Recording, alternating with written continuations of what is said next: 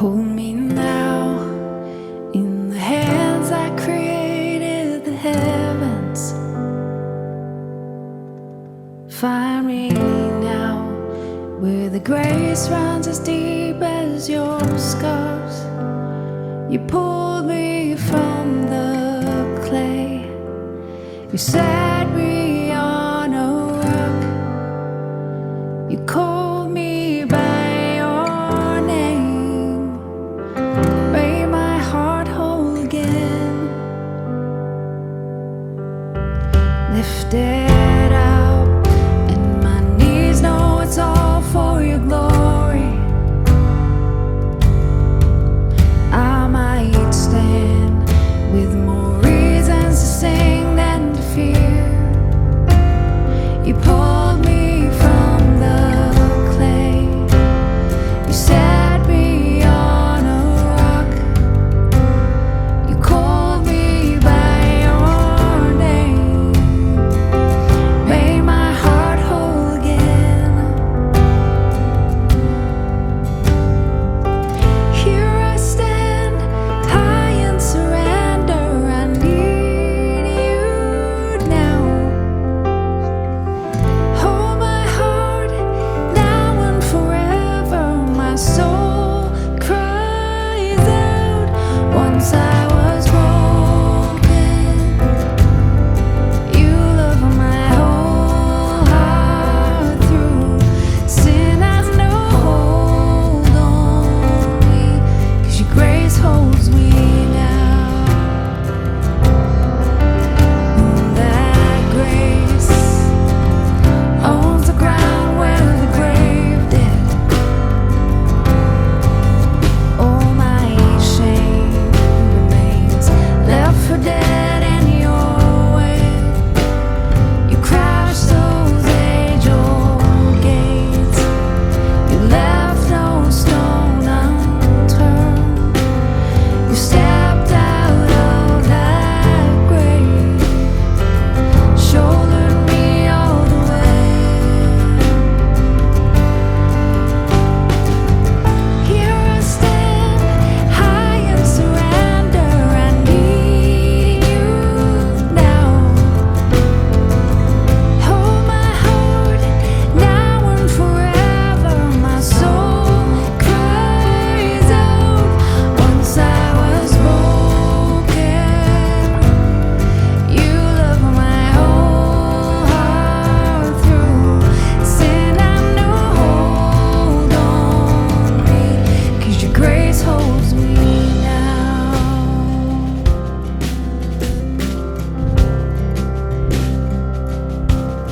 Your grace holds me now.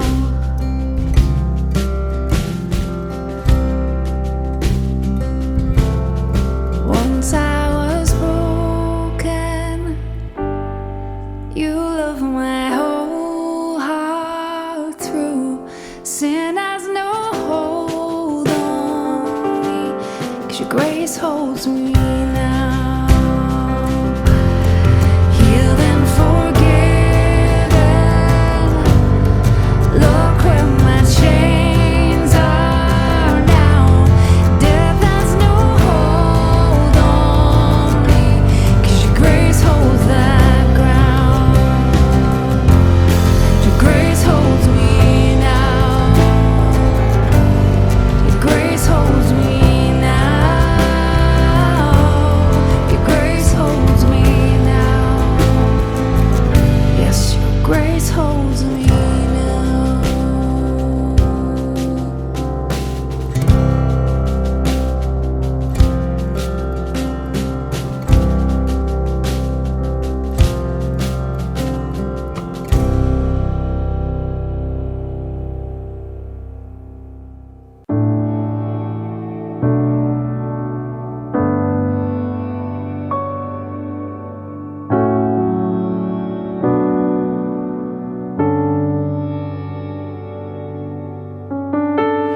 Can't go back to the beginning. Can't control what tomorrow will bring. But I know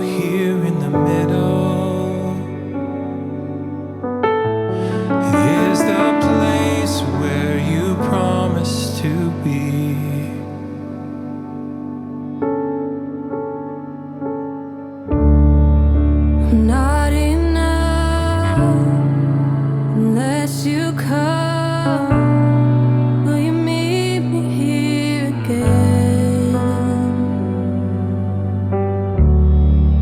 'Cause all I want is all you are. Will you meet me here again?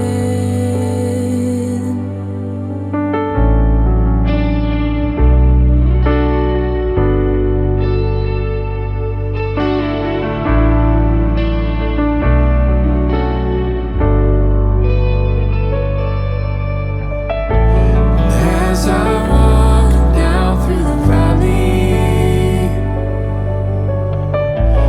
let your love rise above every fear. Like the sun shaping the shadow, in my weakness your glory appears.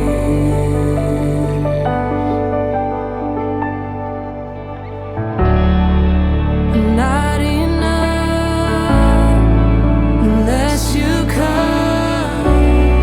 Will you meet me here again?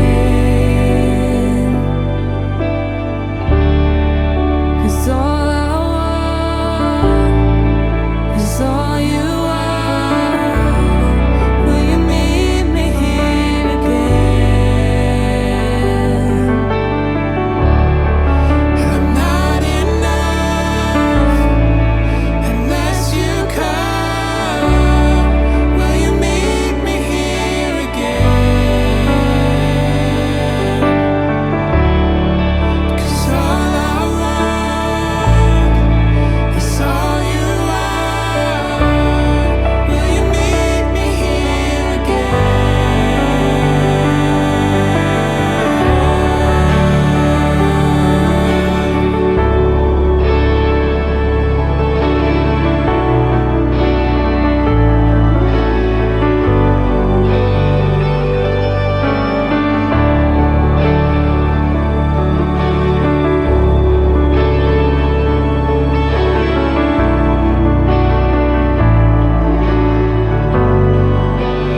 Not for a minute was I forsaken. The Lord is in this place.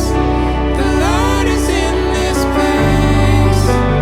Come, Holy Spirit, dry bones awaken. The Lord is in this place. The Lord is in this place.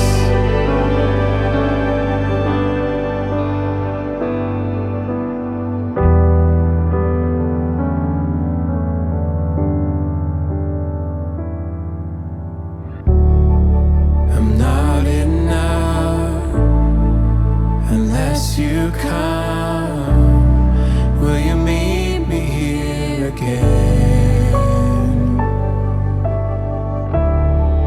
'Cause all I want is all you are. Will you meet me here again?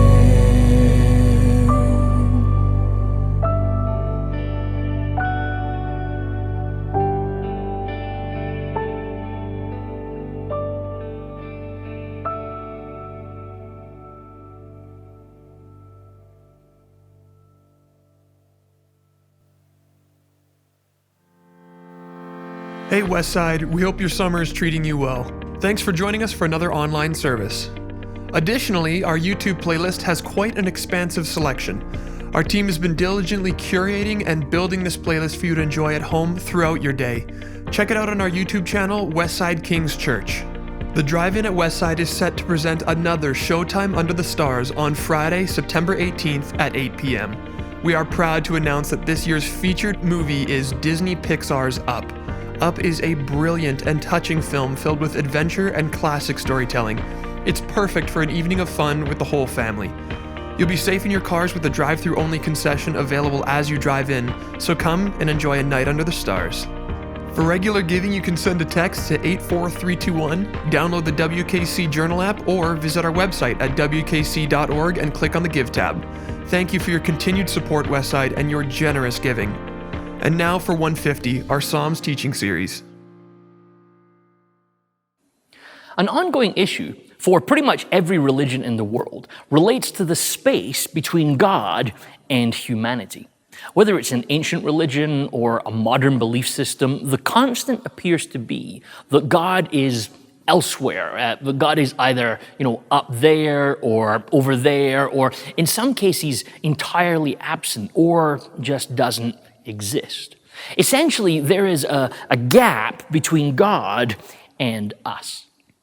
If you ever travel to London and use the Underground rail system, you'll see signs and hear announcements on a regular basis, simply announcing, "Mind the gap." And the purpose of this is that the trains, even though they might be new, have to navigate several very old pre-war underground stations.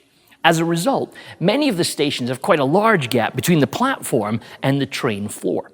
The announcements serve to ensure that you don't forget about this gap. And for the beliefs that maintain that there is a God, the vast majority seem to be set on performing this mind the gap role. They regularly articulate a dogma that reminds you, the participant, to remember the gap between you and the God. Having become aware of this gap, the quest for humans is to figure out how to navigate the gap, get to that God, and get on his good side. This process is often presented as the highest pursuit of life, the quest to ultimately move beyond here to some other place where humans can be with God. Now, the world that surrounded the poets of the Psalms would be filled with beliefs like this, which makes so much of what the psalmists have to say sound, kind of considerably controversial for their time. Listen to some of these verses from Psalm 84. "How lovely is your dwelling place, Lord Almighty.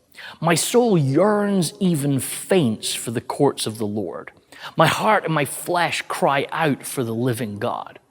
Even the sparrow has found a home, and the swallow a nest for herself, where she may have her young, a place near your altar, Lord Almighty, my King and my God. Blessed are those who dwell in your house. They are ever praising you. Blessed are those whose strength is in you, whose hearts are set on pilgrimage." And then the psalm later concludes, "Better is one day in your courts than 1,000 elsewhere. I would rather be a doorkeeper in the house of my God than dwell in the tents of the wicked." So, in contrast to what would be encountered in the surrounding cultures, the psalmist makes three stark observations. Number one, God is dwelling amongst them. Creator God has chosen this particular part of the world, and he is there. Number two, the psalmist can be in that place too, alongside apparently a few birds as well. And number three, comparatively, getting to be in that place is better than being in any other place, regardless of what your status might be in that other place. The psalmist would literally rather stand at the door of God's dwelling place than be inside the places where God doesn't appear to be. But when everyone else says that God is kind of up there, how can the psalmist be so sure that God is here? And this leads us to another story, earlier in the Bible. It's a story about Jacob, son of Isaac, grandson of Abraham, father of Joseph, who you might remember from such movies as Prince of Egypt or Exodus, when the Welshman Christian Bale tried to convince all of us he was Middle Eastern but should have stuck to playing Batman. But that's just my opinion. It's not relevant to our story today. In Genesis chapter 28, Jacob is he's in a difficult spot.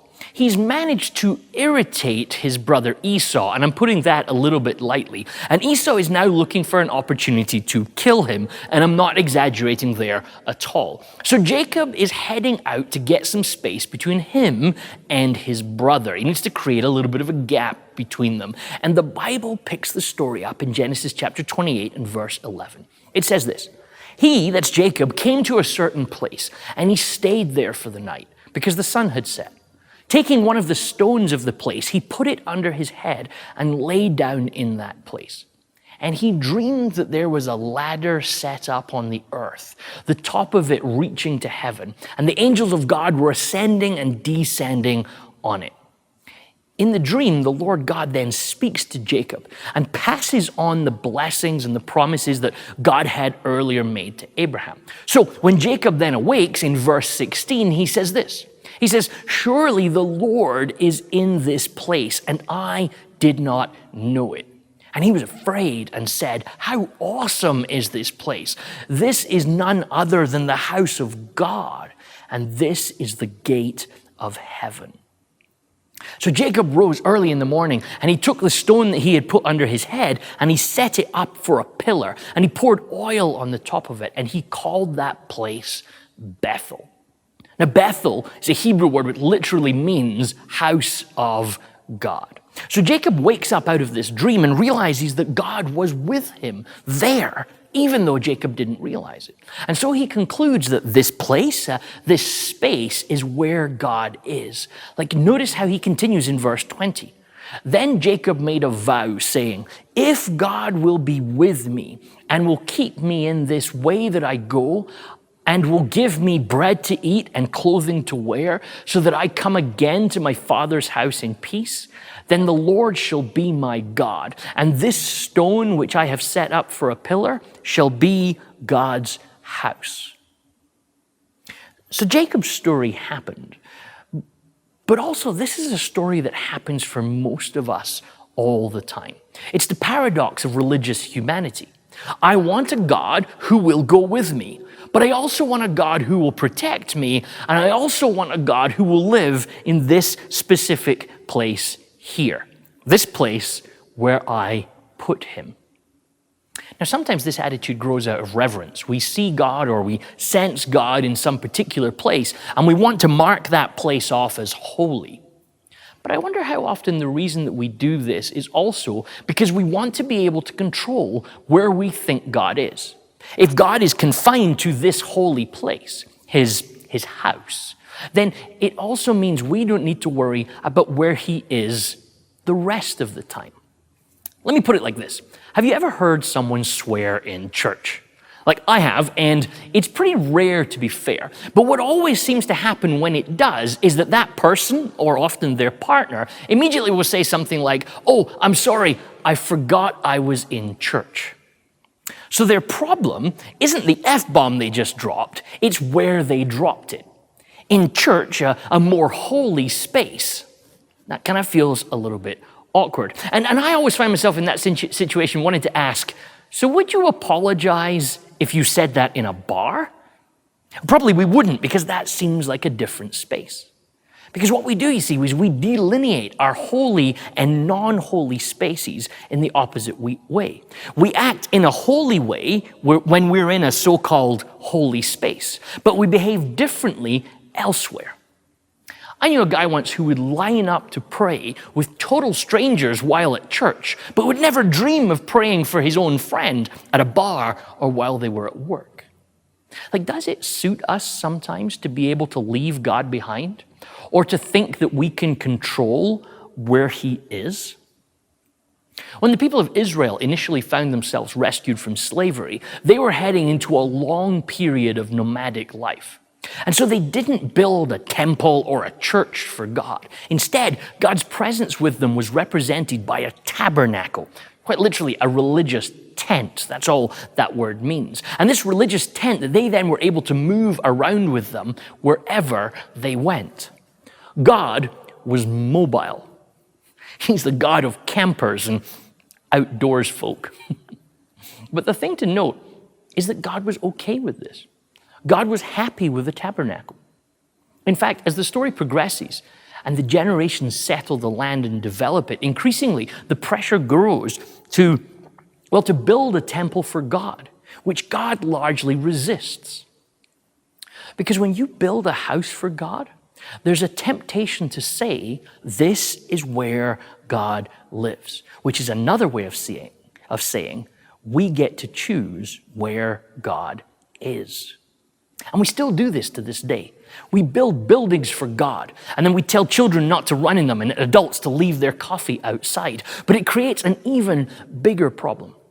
Because if God is located there in that holy space, what if we can't get there? Like, what if there's a war and were all taken into exile, a real problem for the Israelites? Or what if there's a pandemic? But let's return to Jacob and his time with a rock for a pillow in Genesis chapter 28.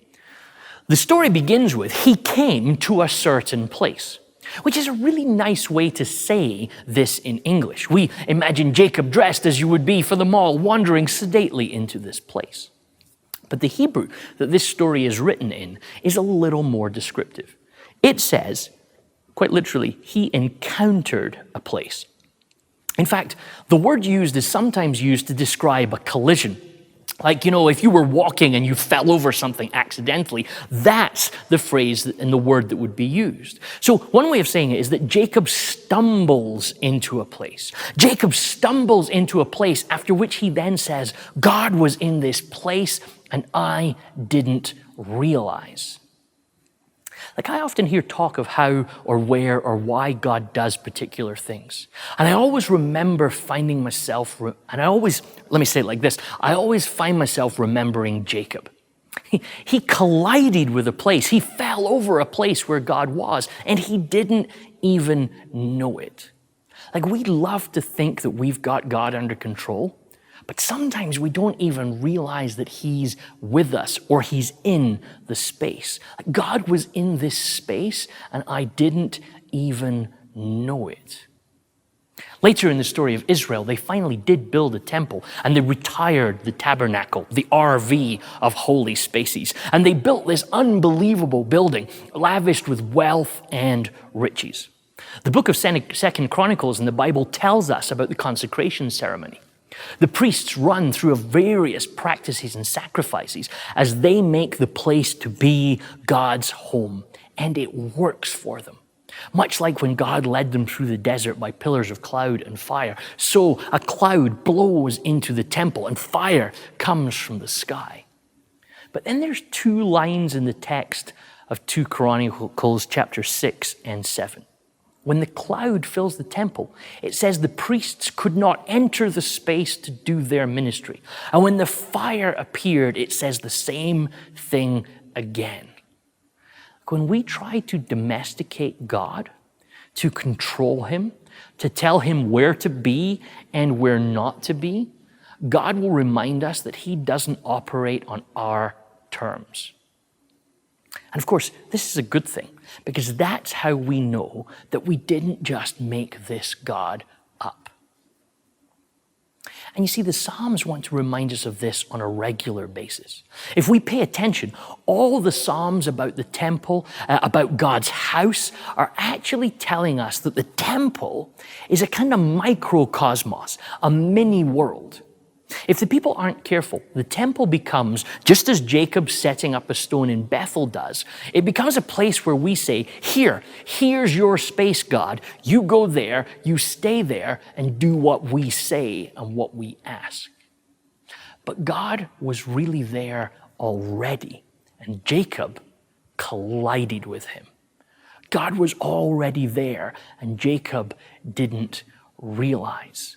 God was really there, and the priests couldn't do their ministry. See, but the Psalms, they tell us a bigger story. They tell us that the earth is the Lord's and everything in it. They tell us that God is everywhere and with us always. Like Psalm 84, it begins with, how lovely is your dwelling place, Lord Almighty. And then kind of seems to suggest that this dwelling place is the temple. But is it that God dwells there? Or is it that that's just where we stumbled over him once, where we collided? You see, what the psalmists begin to do in their songs and poetry is they begin to disorientate the way that we see. Instead of asking, where is the place that you will find God, they actually begin to describe God as the place himself.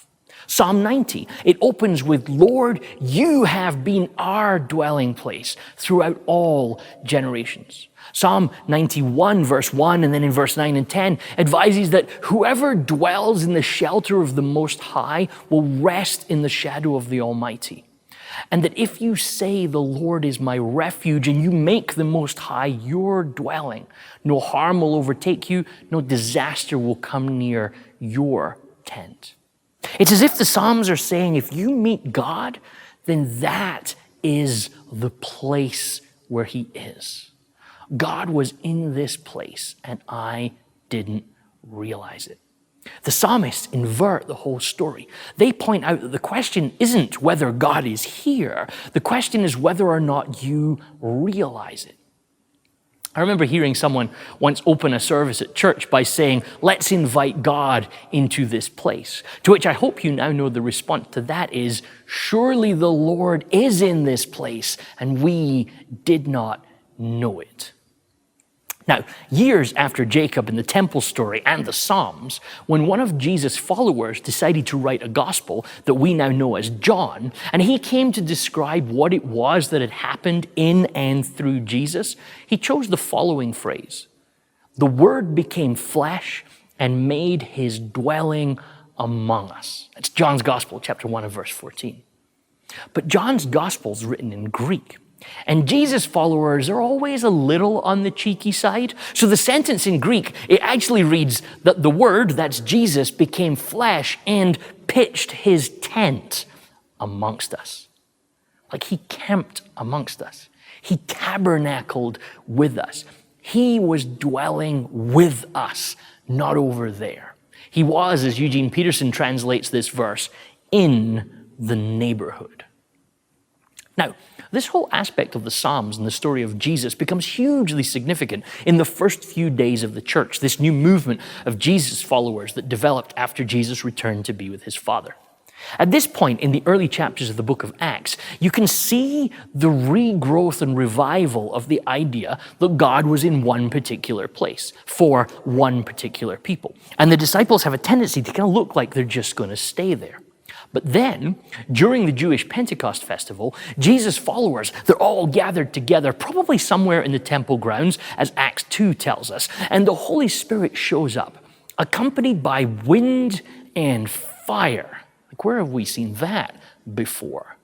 But there's a new addition. This time, the people present start to speak in all these languages from all over the earth. This is what is sometimes referred to as speaking in tongues. Like, what's going on here?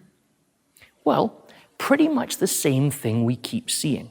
We want to lock God down to a specific place, whether it's Bethel, whether it's a building, whether it's Jerusalem, or some other more holy spot, or even whether it's a specific people. But in this image in Acts chapter 2, we learn something new. Well, maybe not new if we remembered Psalms 90 and 91. The Lord is our dwelling place. So what the Holy Spirit did in this moment on Pentecost is he reminds the disciples that God isn't just here in one place, but is present amongst all of the languages and peoples of the world, that God is wherever we are. God was in this place, the whole of creation all along, and we just didn't realize. And so, the first Christians went out everywhere, pointing out to people that Jesus was for everyone. Boundaries, divisions, and prejudices are so much easier to break down when you realize that God is already on the other side. Later, in the same book, Acts, St. Paul finds himself amongst the Athenians in Athens. And he makes this observation, rooted in this theology we see in the Psalms. Paul says, "The God who made the world and everything in it is the Lord of heaven and earth. And he does not live in temples built by human hands. And he is not served by human hands as if he needed anything. Rather, he gives everyone life and breath and everything else." Essentially, what Paul is saying to the Athenians is, surely the Lord is in this place, and you just don't know it. Psalm 84. It says, "How lovely is your dwelling place." But that dwelling place is everywhere. So what does this mean for us? Well, maybe it changes some things.